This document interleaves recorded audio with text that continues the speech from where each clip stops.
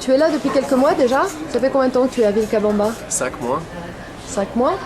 J'ai 2 questions à te poser. La première, c'est quels sont, d'après toi, les problèmes que tu as rencontrés depuis que tu es en Équateur? Donc les problèmes liés à l'Équateur. Et la deuxième question, c'est les problèmes spécifiques à Vilcabamba. Alors les problèmes en Équateur, à mon avis, le plus gros problème en ce moment, c'est les problèmes de dédouanement.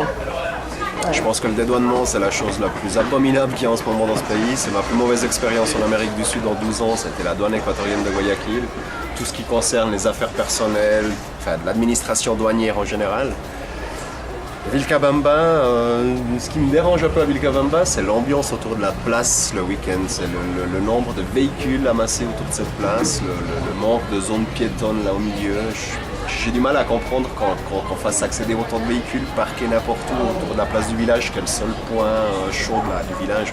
Ouais. J'ai assez du mal à comprendre qu'on n'arrive pas à bloquer les quatre esquines pour en faire une place publique le week-end. Sur Vilcabamba, je crois que c'est le truc qui me dérange le plus.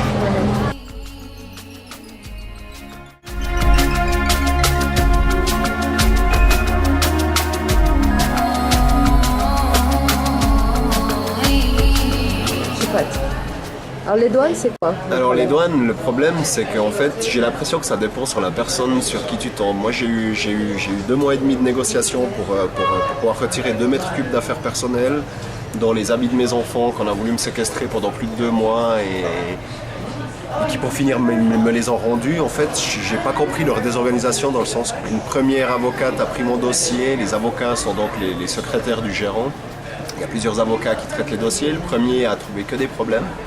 Mais vraiment que des problèmes. Le deuxième était un petit peu plus ouvert parce que le premier s'est fait limoger, était un petit peu plus ouvert mais a fait un infarctus. Du coup j'ai dû attendre un 3e avocat qui prenne le dossier et le 3e a tout réglé en 4 jours. Il a pris le dossier le lundi, le jeudi il m'a liquidé toutes les affaires. Donc j'ai l'impression que c'est au petit bonheur la chance. Si tu tombes sur le bon avocat du gérant la première fois en 4 jours, tu as tout sorti.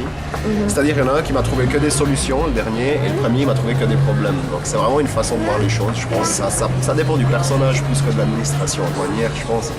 Mais du coup, il devrait peut-être avoir plus de critères avant d'engager ces gens.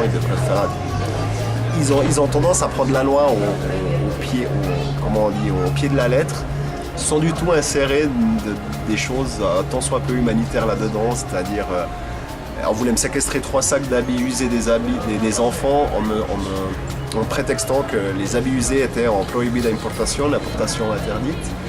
Et je leur expliquais que c'était pas de l'importation d'habits, que c'était les habits personnels de mes 3 enfants, c'était les 3 sacs d'habits des enfants et qu'on n'allait pas me séquestrer. Alors on m'a fait un sketch pendant 2 mois, on a tout envoyé en séparation, on voulait me séquestrer ces habits parce que c'était la loi et la loi. Je disais oui mais c'est pas un conteneur d'habits, etc.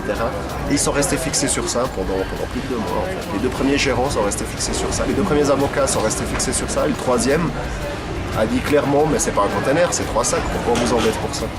Donc on a l'impression que ça manque d'humanité en fait. On applique la loi au pied de la lettre sans du tout insérer rien du tout d'humain là-dedans.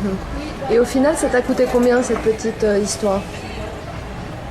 Ça m'a coûté le même en impôts, ça a dû me coûter en impôts et taxes d'hiver, Naviera, etc. J'en ai eu pour 1 200-1 300 $, pour une valeur de marchandises de 1 500 $. Et en billets d'avion, hôtel? Encore 1 000 $. Ça a été une enveloppe totale de 3 000 $. Entre l'envoi, l'hôtel, les avions, j'ai dû aller 3 fois à Guayaquil en 2 mois et demi. Un budget, une enveloppe totale de à peu près 3 000 $, je pense. Qu'est-ce que tu recommandes aux gens qui veulent s'installer ici et qui ont des affaires à amener? Alors, s'ils ont affaire à un bon consul qui les oriente comme il faut, qu'ils fassent comme le consul dit. Si le consul est vague, il leur donne simplement des adresses comme il a fait avec nous, donner des liens de la douane équatorienne sur internet, etc. Vraiment bien se renseigner. Moi ce que je dirais c'est que de toute façon il ne faut rien envoyer avant d'avoir obtenu une résidence. Moi en l'occurrence on n'a toujours pas la résidence, ça fait 5 mois qu'on est là et je vois pas comment on aurait pu tenir 5 mois sans les affaires là. Donc oui, je dirais d'attendre la résidence, bloquer les affaires dans un port européen ou américain, de le faire partir que du moment qu'on a la résidence. Et là, apparemment, les choses vont beaucoup plus vite.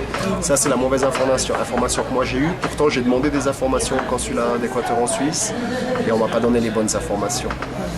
Et il faut vraiment bien se renseigner avec les autorités ici sur place, appeler les autorités sur place, savoir affaire à ses avocats avant de partir et savoir exactement ce qu'il en est. J'ai un ami qui a eu le même problème avec un chien, pour sortir un chien. Il va venir dans quelques jours là à Vilcabamba.